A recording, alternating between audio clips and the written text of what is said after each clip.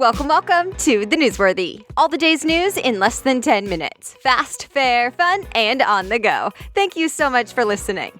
Today, tough action against Russia and a new controversial census question. Plus, Apple goes after education and the Spice Girls as superheroes. All that and much more in less than 10 minutes. I'm Erica Mandy. Today is Tuesday, March 27th. You ready? Let's do this. President Trump just told 60 Russian diplomats to get out of the U.S. And he's not the only one. More than a dozen European countries expelled Russian diplomats from their nations as well. It was apparently a coordinated effort. Why? Well, it mostly goes back to the former Russian spy who was poisoned in the U.K. earlier this year. A lot of people think Russia's government is behind it, even though Russia says not true. Now, the New York Times says the Russian diplomats in the U.S. have 7 days to pack up their families and leave. And this is pretty much the toughest action President Trump has ever taken against Russia. It's the first trade deal since President Trump put some of those new tariffs in place. Remember last Friday, steel and aluminum tariffs took effect for all countries except for the allies specifically called out as exempt.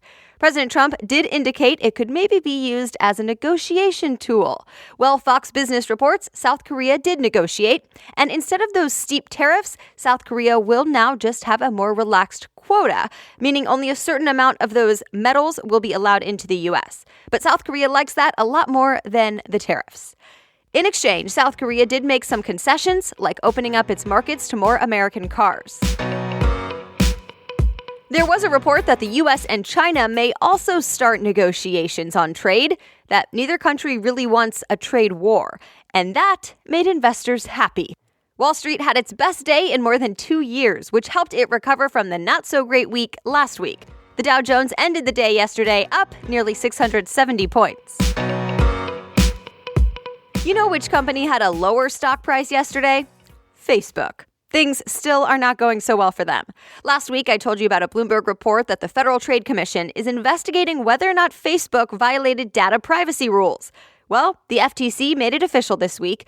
Bloomberg says the official statement from the agency is actually pretty unusual, that the federal government does not typically confirm these types of investigations, at least not this early in the game. But the public pressure probably had something to do with this one. Several states are also looking into any Facebook violations. Remember, Facebook has faced a lot of backlash because of the info a data firm was able to get their hands on without users' permission. The firm is called Cambridge Analytica. It's accused of getting personal info from 50 million Americans that use Facebook. In 2020, expect a question that's not always there on the census. You know, the survey that goes around every 10 years to better understand the population. It's used for things like where federal funds should be spent and how congressional districts should be drawn. Well, The Hill reports the Trump administration wants to add back in a question about citizenship. Are you a U.S. citizen or not? The Trump administration calls it a common sense question and says it's a historical practice. Supporters say decisions should be based on citizens. But critics say that question actually hasn't been on the census since 1950, and there's a reason. That it'll mean non-citizens just won't fill out the census at all, and that it will lead to inaccurate information. All right, other things people may be talking about today. It's one of the nation's largest gun and ammunition makers, and it just filed for bankruptcy.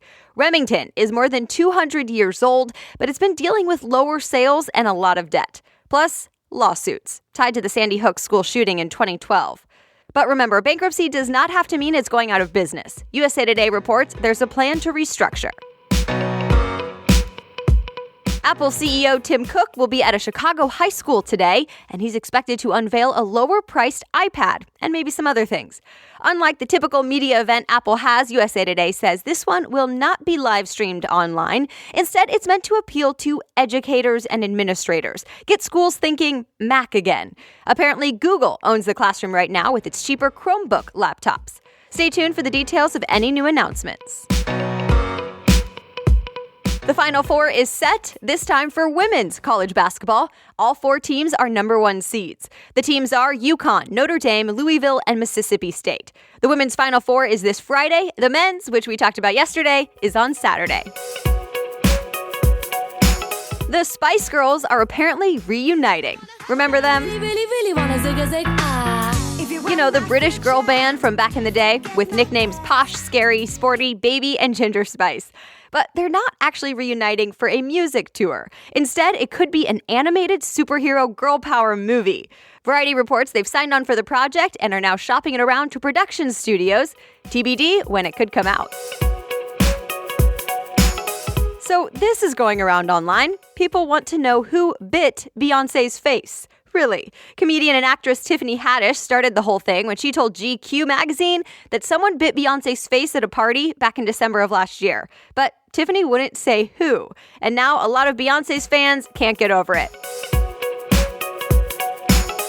And just a little reminder that the popular TV show from the 90s, Roseanne, makes a comeback tonight.